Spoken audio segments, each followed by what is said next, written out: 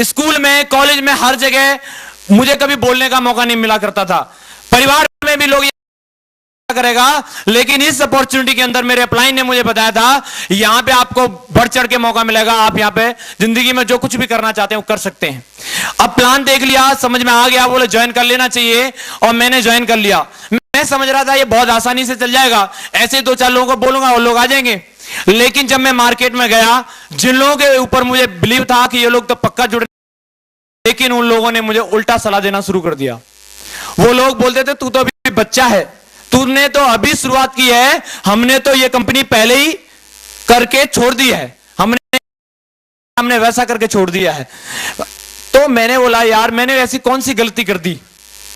लेकिन जब मुझे बताया गया कि सिस्टम में जो लोग आते हैं, जो लोग सिस्टम पे काम करते हैं उनके साथ, और सिस्टम कहां पे था, सिस्टम था ट्रेनिंग में। और जब मैं ट्रेनिंग में गया, ट्रेनिंग में जाने के बाद मुझे रीजन पता चला कि क्यों लोग असफल हो जाते हैं, मुझे पता चला कि कैसे मैं अपनी सक्सेस को बढ़ा सकता हूं। और दोस्तों उस दिन से मैंने कसम खा ली कि मैं जिंदगी में कभी भी ट्रेनिंग मिस नहीं करूंगा, और मैं लगातार ट्रेनिंग अटेंड करता चला गया। ट्रेनिंग के माध्यम से एक चीज मेरी समझ में आ गई थी, कई लोग बिजनेस को ज्वाइन करने के बाद छोड़ देते हैं, वो सोचते हैं चलो कोई बात नहीं, लेकिन जिंदगी जो होती है, ये बात मेरी ट्रेनिंग में समझ में आई थी। सर ने, ओम प्रकाश सर की ट्रेनिंग थी, और एक 65 ईयर पे जाकर के क्या होता है उस उम्र का एक फिगर बताया था। उस फिगर को देखने के बाद मुझे एहसास हो गया था कि जिंदगी एक ऐसी चीज है, यदि आप साइकिल चलाना सीख रहे हैं, हो सकता है आप एक बार गलती करेंगे तो दोबारा आपको मौका मिल जाएगा। अगर आप बाइक चलाना सीख रहे हैं, एक बार गिरते हैं, दूसरी बार आप ट्राई कर सकते हैं। यदि आप कार चलाना सीख रहे हैं, एक बार एक्सीडेंट करेंगे, दूसरी बार मौका मिल जाएगा। लेकिन जिंदगी एक ऐसी चीज है, यदि एक बार गलती से भी निकल गई तो दोबारा इसे जीने का मौका नहीं मिलेगा, फिर से आप इसकी स्टार्टिंग नहीं कर सकते। और दोस्तों मैं अपनी जिंदगी को गंवाना नहीं चाहता था। मैं नहीं चाहता था कि मैं 65 साल की उम्र तक नौकरी करूं और उसके बाद इस गरीबी को फेस करूं और फिर मैं ढूंढूं कि कहां है सिक्योर लाइफ। उस समय के बाद न तो शायद मेरे में इतना दम रहेगा कि मैं कर पाऊं, और ना ही जो मैं सपने सच करना चाहता हूं, अगर सच होंगे भी तो 65 साल की उम्र में मजा नहीं आएगा। और मैंने दोस्तों उस टाइम पे एक डिसीजन ले लिया।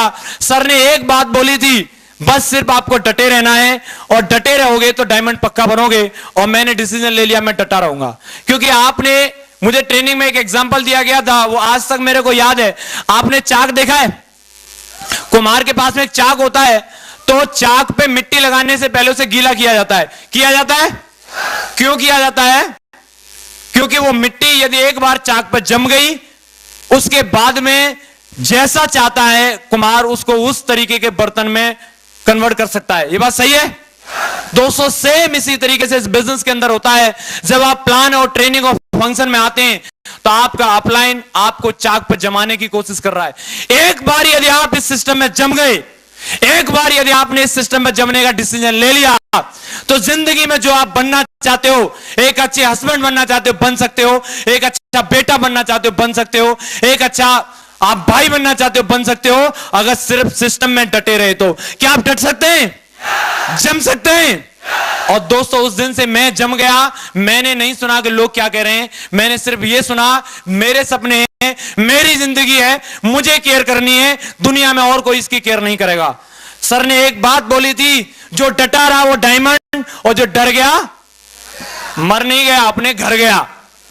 और घर कौन जाता है? कायर घर जाते हैं। और मैं कायर नहीं था, मैंने डिसीजन ले लिया था, घर जाऊंगा तब जाऊंगा जब डायमंड का पट्टा मेरे साथ में होगा।